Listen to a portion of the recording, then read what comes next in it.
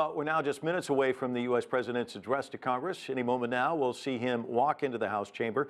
But as we get set for the address, we've got a panel with us. Nsenga Burton still joining us from Atlanta, joining the conversation, Robert Moran. He's a partner at the Brunswick Group. He's a public opinion analyst. And from Beijing, CGTN current affairs commentator Einar Tangen. Robert, why don't I start with you? He's got kind of a tall order, doesn't he, in terms of messaging, because there's a lot of people in this country that aren't in his corner. He's got a base, but how does he broaden that? How does he talk to the rest of the U.S. and actually get people on board? Well, you're right. His current ratings are 40% favorable, 56% unfavorable. That's a tough position for any president to be in. I do think he has a victory path to some extent. I think his team should focus hard on the economy. And I think if they were smart, they would focus this speech heavily on the economy because, and you referenced this earlier in your broadcast, consumer confidence in the United States is at a 17-year high. 68% of Americans feel that the economy is excellent or good. So there is some momentum for him on the economic side. The other areas are problematic for him, and I think he'd be much in a much stronger position to focus on the economy. Look, in the modern era, the State of the Union speech is 48 minutes and 33 seconds on average. The standard strategy is to focus on one core theme, hit your key points early, and pound home your 2 to 3 talking points that you expect to be repeated on the news the next day. It sounds like this speech is going to meander a bit into a number of areas, national security, immigration. I'm not sure that's the smartest thing. I think a wiser strategic path would be to focus heavily just on the economy and on infrastructure. Robert, what about the accusation that his worst enemy is himself, in that last year he gave this address and then the next day he was tweeting, and all the goodwill from the address, a lot of people saying he was presidential, all of it evaporated. What about that issue and the urge to tweet? Yes, the president has, in the modern era, a singular advantage because he can speak with a singular voice. In communications, and especially in political communications, we talk about message discipline, the ability to repeat the same message over and over again and communicate in a broad and deep way to your target audience.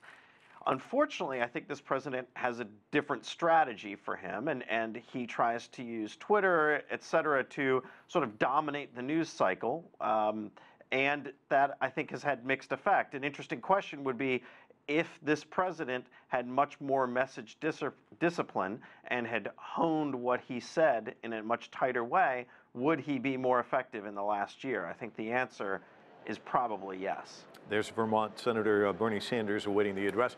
Einar, China approach. Let's talk a little bit about that, the Chinese policy. You know, he's backed away from currency manipulator, but now seems poised to kind of launch a trade war with these tariffs that he's just imposed in the last couple of weeks. Yeah, it does definitely seem that. Expect in this particular speech for him to start talking about respect and how America is going to get back on top and how they're not going to be taken advantage of anymore. He's portrayed the U.S. as a victim of WTO, and he's going to be the Superman who puts an end to it. I don't know that this will end well.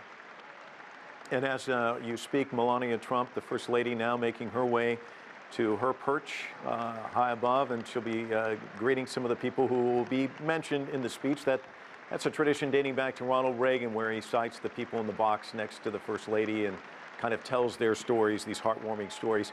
Nsenga, domestic views of Trump, and more to the point, the stated division in the United States. So Robert talking about his polling numbers, but you're even looking at states like Texas, Gallup out with a new poll showing that he's not even doing well in traditional Republican states like that. I think he's at about 40%.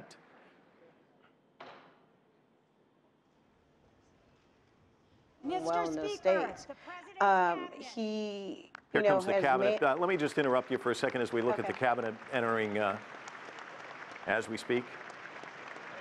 Shaking hands, the president not far behind. One would suspect there's Rex Tillerson, the Secretary of State, Steve Mnuchin, the Secretary of the Treasury, right behind him. Blue suits in abundance tonight, as well as red ties.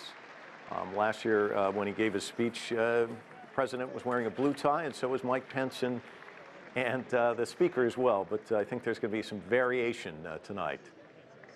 But go ahead. I'm sorry to interrupt.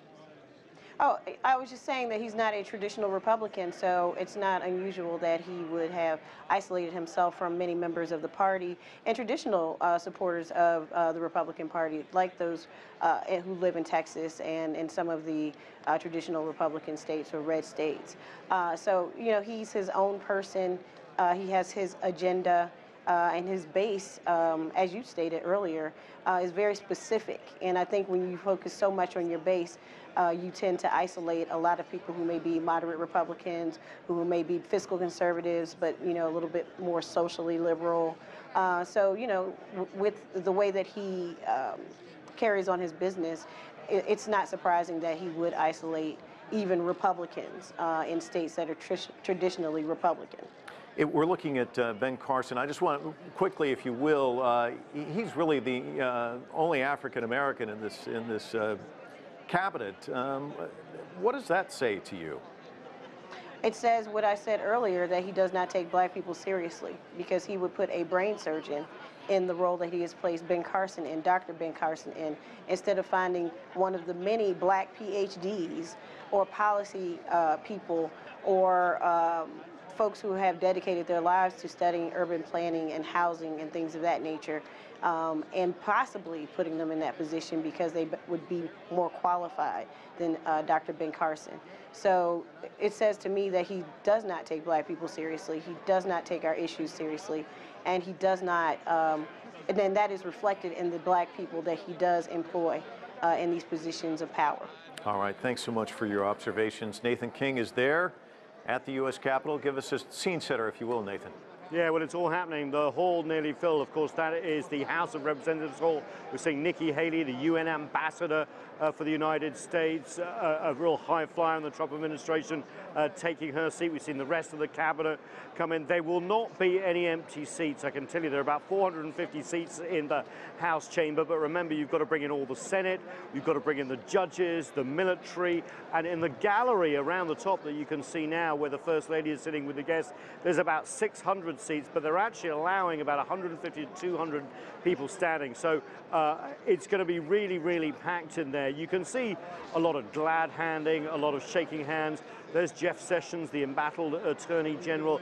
This is a chance for a lot of senators and congressmen to get a handshake with the president, to get themselves on TV. So you'll see a lot of posturing as Donald Trump walks in. No matter what his status in the polls, he's still President of the United States. There'll also be lots of motioning to the gallery that we're looking at now, where First Lady Melania Trump is. You can see she's flanked by a first responder. There are basically personifications of policy up there next to her. There are people up there that represent what the Trump administration want to do or care about. For example, there's a police officer who the Trump administration are backing very strongly, who actually adopted the son of opioid people who overdosed and died. They say they're very concerned about opioid addiction as well. So that's going to symbolize and personify for the American people. On the Democratic side, they've invited dreamers, these hundreds of thousands that we were talking about who came here illegally through no fault of their own, brought as children by their parents. So there is these issues that will be played out, and in the speech you will see the cameras flick to these people when these issues are mentioned. They may even be addressed by President Trump in the speech as well. So we are awaiting the U.S. President of the United States. He will be in the hall momentarily. Yes.